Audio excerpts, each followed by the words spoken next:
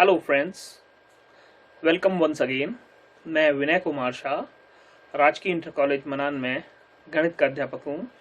आज मैं आपके सम्मुख लेकर आया हूँ कक्षा 9 गणित का पाठ 3 निर्देशांक ज्यामिति। इससे पहले कि हम निर्देशांक ज्यामिति की बात करें, हम बात करेंगे कि निर्देशांक किसे कहते हैं। माना अब आप लोगों से मैं कहूँ कि सभी छात्र अपनी कॉपी के सादे जो बायां वाला पन्ना है उस पन्ने में एक बिंदु बनाएं, तो देखते हैं क्या हो सकता है। थोड़ी देर के लिए माना ये आपका पन्ना है कॉपी का, हर कोई अलग अलग जगह बिंदु ए बनाएगा। माना यहाँ कोई यहाँ बनाएगा, कोई यहाँ भी बना सकता है, किसी ने यहाँ भी बनाया हो सकता है, किसी ने इस बिंदु पे बनाया हो सकता है। तो आखिर ऐसा क्या किया जाए या क्या कहा जाए आपसे कि आप सभी लोग एक ही जगह पर बिंदु बनाएं। हाँ, इसके लिए हमें आपको कुछ बताना पड़ेगा कि जैसे बिंदु जो है इस बाईं तरफ से कुछ दूरी पे हो। चलिए, अगर हम ऐसा कहते हैं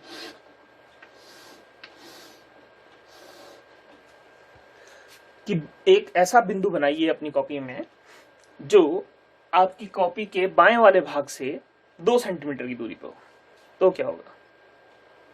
तो होगा ये कि कोई बिंदु यहां बनाएगा, कोई यहां बनाएगा, हो सकता है कोई यहां भी बनाएगा। अब जैसा कि हम देख रहे हैं, ये तीनों ही बिंदु बाईं तरफ की साइड से 2 सेंटीमीटर की दूरी पर हैं। तो और क्या हो सकता है? हाँ, बिल्कुल सही। तो हम ये भी कर सकते हैं कि ऊपर से या नीचे से इसकी दूरी अगर बता दें, तब ये बिंदु, माना ये थोड़ी देर के लिए आपका पेज है, हमने आपसे कहा कि एक बिंदु बनाइए ए जो बाईं तरफ से 2 सेंटीमीटर की दूरी पे हो और ऊपर से भी 2-3 सेंटीमीटर की दूरी पर हो।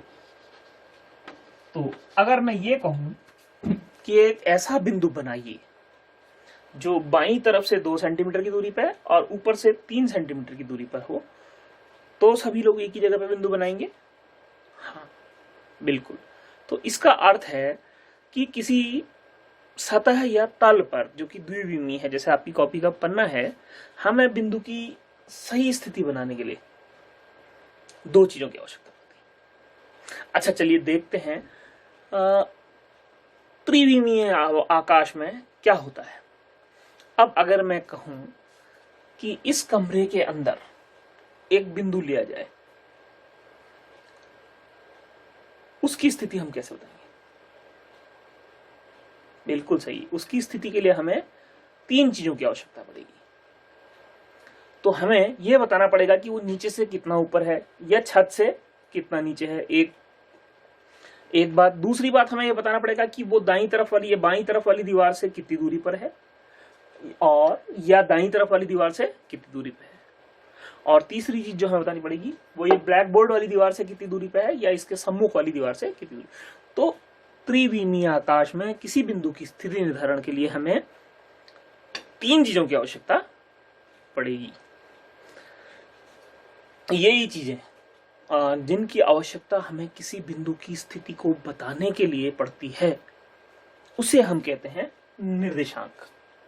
और गणित की जिस विधा में हम किसी बिंदु की स्थिति किसी द्विविमीय अथवा त्रिविमीय स्पेस में निश्चित करना और निकालने के बारे में सीखते हैं, उसे हम कहते हैं निर्देशांक ज्यामिति। अब जैसा कि आपने पूर्व कक्षाओं में पढ़ा है कि संख्या रेखा एक ऐसी रेखा है जिसके मध्य में 0 और जिसके दाईं तरफ को 1 2 3 धनात्मक और बाईं तरफ को ऋणात्मक 1 2 3 होते हैं। अगर इस संख्या रेखा को हम ऊर्ध्वाधर कर दें तो 0 मध्य में आ जाएगा, ऊपर को 1 2 3 और नीचे को, ऊपर को इसमें आ जाएंगे 1 2 3 धनात्मक वाले और नीचे को ऋण 1 ऋण 2 ऋण 3 एंड सो ऑन। अब अगर हम ऐसा करें कि इन दोनों संख्या रेखाओं को एक दूसरे के ऊपर रख दें, इस प्रकार रखें कि इसका शून्य और इसका शून्य एक दूसरे के ऊपर आ जाए और ये दोनों संख्या रेखाएं परस्पर लंबवत हो जाएं, तो हमें एक तल प्राप्त होता है, उसे हम कहते हैं कार्तीय तल। ये देखिए, ये हम लंबवत संख्या रेखा रखी है, ये क्षैतिज संख्या रेखा रखी है, इन दोनों को मिलकर बना ये तल कहलाता है कार्तीय तल। इस तल को हम कहते हैं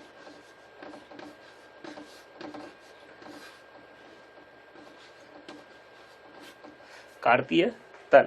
और अब इन संख्या रेखाओं को हम कहते हैं, ये जो क्षैतिज संख्या रेखा है इसको हम कहते हैं एक्स अक्ष, जो ऊर्ध्वाधर संख्या रेखा है इसको हम कहते हैं वाई अक्ष, और जहां पर इन दोनों के शून्य मिल रहे हैं उस बिंदु को हम कहते हैं मूल बिंदु। अब हम जब भी किसी भी कार्तीय तल में किसी बिंदु की स्थिति के बारे में बात करते हैं तो हम उसकी स्थिति इस बिंदु के सापेक्ष देखते हैं, और इसीलिए इस बिंदु का नाम है मूल बिंदु। तो आइए हम देखते हैं कि किसी बिंदु के निर्देशांक हम किस प्रकार निर्धारित करते हैं। तो माना कोई बिंदु है, यहां पर कोई बिंदु है ए,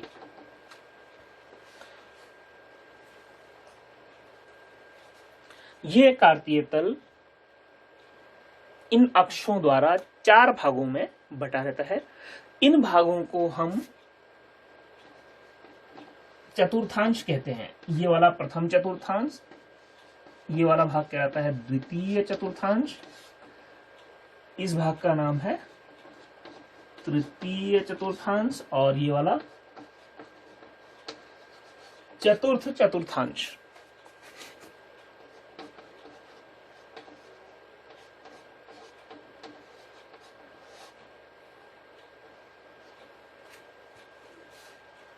तो प्रथम चतुर्थांश, द्वितीय चतुर्थांश, तृतीय चतुर्थांश और चतुर्थ चतुर्थांश। अब हम देखते हैं कि इन चतुर्थांशों में किसी बिंदु की स्थिति को किस प्रकार हम स्पष्ट कर सकते हैं। तो इसके लिए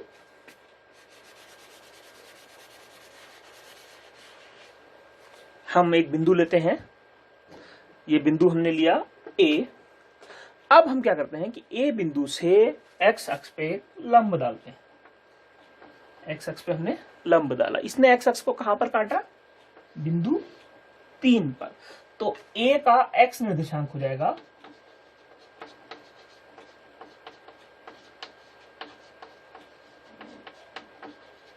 ए का एक्स निर्देशांक बराबर 3। और अब अगर हम ए से वाई अक्ष पर लंब डालें तो देख रहे हो कहां पर काट रहा है? 2 पे। तो इसलिए ए का वाई निर्देशांक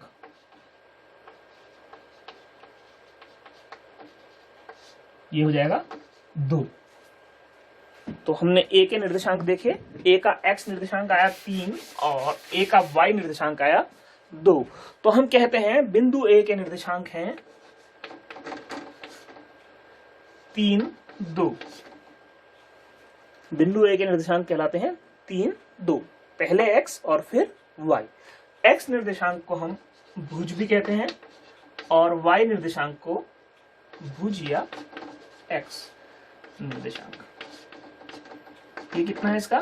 3। ए का भुज या एक्स निर्देशांक कितना है? 3। और वाई निर्देशांक को हम कहते हैं कोटि। तो कोटि या वाई निर्देशांक, ए का कोटि या वाई निर्देशांक कितना है? 2।